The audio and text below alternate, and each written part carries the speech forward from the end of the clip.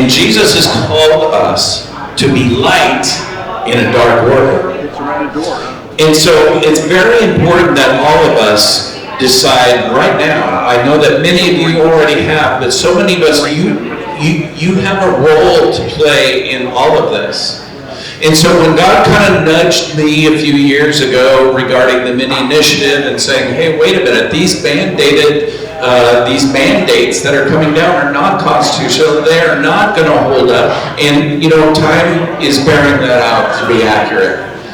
And so many of you got involved in that, and then so many other things where I just decided, you know what, I don't want to just make noise, I want to move the needle. I believe that God wants us to be in the room.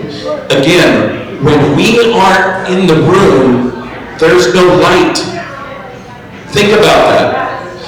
Darkness and corruption go together, but when we're not in the room, there's no light.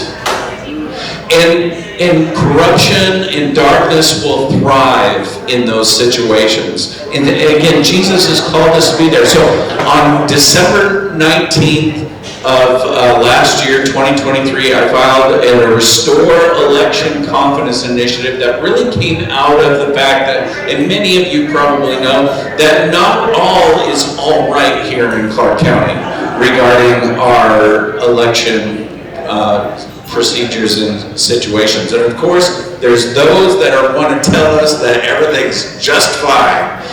Well, I believe that there's room for improvement, let's just put it that way. And so the Restore Election Confidence in connection with the election integrity team, with the election integrity team at the state level, getting involved on December 19th, I filed that, and lo and behold, now, the county government, let me just tell you one of the things about the county government, and Michelle can back this up. Things don't happen fast, okay? They happen very slow. But in 2 days, on December 21st, I got a reply.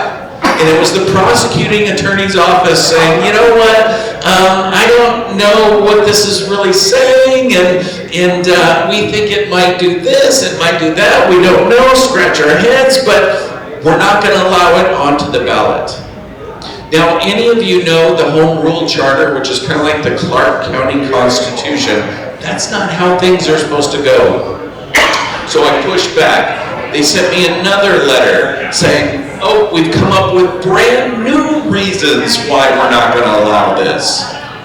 And so I filed a writ of mandamus just up the road there in Skamania County, because there's one Superior Court judge up there that it seems like he's pretty fair. And lo and behold, 24 hours later, I get a phone call from the prosecuting attorney's office saying, okay, we're going to do something, we're going to allow that, we're going to follow the law.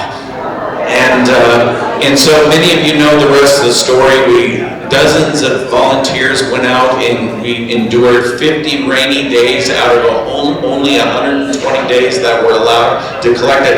Get this, so 120 days to collect signatures, yet the bureaucrats get more time to process and put it on the ballot than the people get to collect signatures. So we fell short, but Kinsey is more on the record. He responded multiple times, and he's trying to run away from the fact of problems that came up in the 2022 recounts here from the Joe Kent campaign, from the Don Benton campaign, that showed that ballots weren't counted properly. But he doesn't want to talk about that. That's okay. The thing that we should do, and not forget in this, is that the reason why I put initiatives and do these kind of things is because it keeps the conversation, it puts the pressure, it brings light into the room. And corruption shows itself. So even though we might fall short in complaints that I filed just recently, ethics complaints, by the way, just so that you know, the Ethics Commission has determined that if you don't follow the law, that's not an ethics violation in Clark County.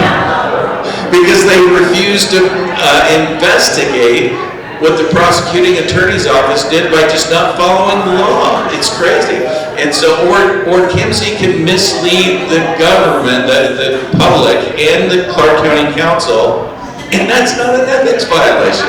So it warms my heart a little bit, even though I want them to do the right thing, and I always try to give people the space to make the right decisions and do the right thing, but when they don't, we need to be in the room. One last thing that I want to tell you about that's coming out next week.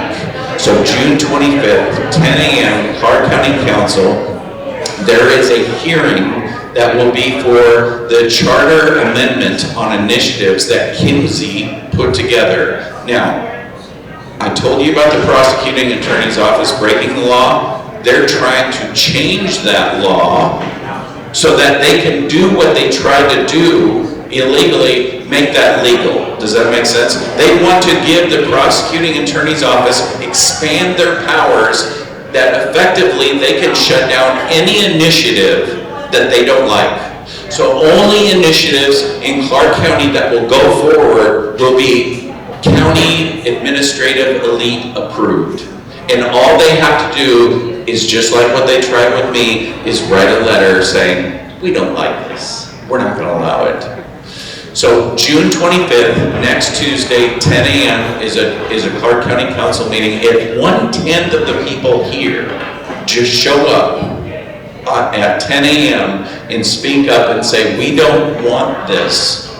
We don't want our initiative powers to be abridged, which, by the way, is a Washington State Constitution saying that the power of petition shall never be abridged. And that's what's happening. So 10 a.m. next Tuesday, 25th, they're trying to expand the prosecuting attorney's office powers over the people's rights to initiative. You can be there. You can speak up respectfully, kindly, don't call names, and you can be the light in the room. Because, my friends, light is not there for its own self. Light is there to illuminate and to provide visibility in the sense of the corruption that's there. You can be that light.